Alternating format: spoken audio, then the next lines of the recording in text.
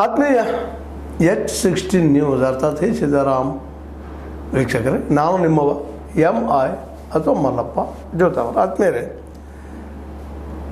ಪಂಚಪೀಠಾಧೀಶರು ಮತ್ತು ಮಠಾಧಿಪತಿಗಳ ಮಧ್ಯದಲ್ಲೇ ಸಾಮಾನ್ಯವೇ ಸಂಘರ್ಷ ನಡೀತಾನೆ ಇರ್ತದೆ.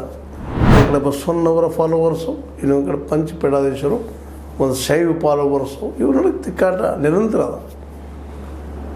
ಇದು ಸರಿಯೋ ತಪ್ಪು ಅವ್ರಿಗೆ ಬಿಟ್ಟಂಥ ವಿಷಯ. ಯಾಕೆ ಭಾಳ ಪ್ರಜ್ಞಾವಂತರಿದ್ದಾರೆ, ಪ್ರಾಜ್ಞರಿದ್ದಾರೆ, ಜೊತೆಗೆ ಸಮಾಜವನ್ನು ಕಟ್ಟಬೇಕಂತ ಕನಸಿನವರಿದ್ದಾರೆ. ಇವರು ಯಾರು ಶ್ರೇಷ್ಠರು ಯಾರು ಕನಿಷ್ಠರು ಬದಿಗಿಡೋದನ್ನು ಪಂಚಪೀಠಾಧೀಶರು ಹೊಸ ಪೀಠಾಧಿಪತಿಗಳು ಏನಪ್ಪ ಅಂತಂದರೆ ವಿಶೇಷವಾಗಿ ಯಾಕೋ ಏನೋ ಬಸವಣ್ಣವ್ರ ಬದಲಾಗಿ ಒಂದಿಷ್ಟು ಪೌರಾಗ್ರಹ ಪೀಡಿತನೋ ಅಥವಾ ಒಂದೇನೋ ಅವರ ಅಭಿಪ್ರಾಯ ಒಟ್ಟಾರೆಯಾಗಿ.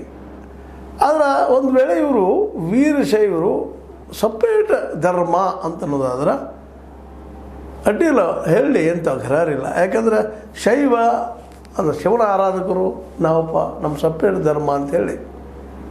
ಆದರೆ ಹಿಂದೂ ಧರ್ಮದ ಭಾಗ ಅಂತ ಬಂದಾಗ ಈ ಲಿಂಗಾಯತ ಕಮ್ಯುನಿಟಿ ಜನ, ನಮ್ಮ ಲಿಂಗಾಯತರು ಬಸವಣ್ಣವರ ನಮಗೆ ಹೆಡ್ಡು, ಅದು ಅವ್ರ ಫಾಲೋವರ್ಸ್, ನಾವು ಅವ್ರ ವಚನಗಳು ನಮಗೆ ಏನಪ್ಪ ಶ್ರೇಷ್ಠ ಸತ್ಯನೂ ಅದ, ಅದರಲ್ಲಿ ಸುಳ್ಳಿನಲ್ಲ.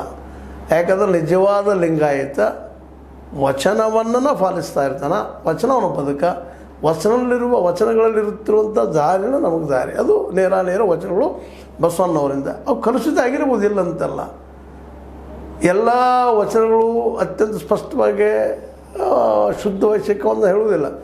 ಮತ್ತು ಹಂಗೆ ಸಿಗೋದು ಭಾಳ ಕಷ್ಟದ ಕೆಲಸ. ಆದ್ರೆ ಇದ್ದಾವಲ್ಲ ಅವುಗಳನ್ನ ಸತ್ತು ಹುಡುಕುವಂಥ ಕೆಲಸ ಮಾಡಿದಾಗ ಗೊತ್ತಾಗ್ತದೆ.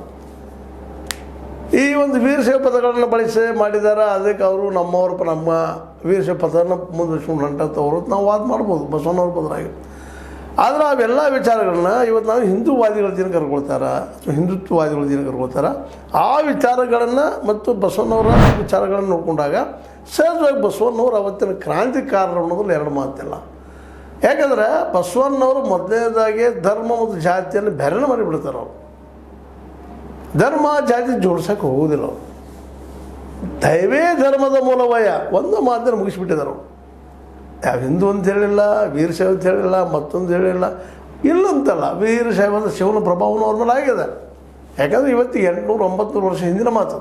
ಆ ಪ್ರಭಾವದಿಂದ ಹೊರಗೆ ಬರಲಿಕ್ಕೆ ಯಾರಿಗೂ ಸಾಧ್ಯ ಇಲ್ಲ. ಆ ಸಂದರ್ಭದಲ್ಲಿ ಹೊಸ ವಿಚಾರಗಳು ಹೇಳುವಂಥದ್ದು, ಜಾತಿಯನ್ನು ವಿನಾಶ ಮಾಡಬೇಕಂತೇಳಿ ವಿನಾಶ ಮಾಡೋದು ಬೆನ್ನು ಹತ್ತಿದ್ದು, ಮೇಲ್ವರ್ಣೀಯ ಜನ್ಯ ಏನಪ್ಪ ಅಂತಂದ್ರೆ ಈ ಹುಡುಗಿಯನ್ನು ಕೆಳವರ್ಣೀಯ ಜನ್ಯ ಹುಡುಗನಿಗೆ ಮದುವೆ ಮಾಡಿಸಿದ್ದು, ಇವು ಸಾಮಾನ್ಯ ವಿಷಯಗಳಲ್ಲ. ಇವು ಇಂಥ ವಿಚಾರ ಮಾಡೋಂಥ ವ್ಯಕ್ತಿ ಅವ್ರು ನಮ್ಮ ಸಪ್ರೇಟ್ ಧರ್ಮ ಅಂತ ಹೇಳ್ಕೊಳ್ಳಿ ಅವ್ರಿಗೆ ಹಕ್ಕದ. ಹೌದು, ಮತ್ತೀಗ ಯಾರನ್ನ ಖಂಡಿಸ್ಬೇಕು, ಯಾರನ್ನ ಮಂಡಿಸ್ಬೇಕು, ಉಪನಿಷತ್ತು ವೇದ ಅವುಗಳ ಬಗ್ಗೆ ನಾವು ಮೊನ್ನೆ ಹಿಂದಿನ ಇದರಲ್ಲಿ ಹೇಳಿದ್ದೀನಿ ನಿಮ್ಮ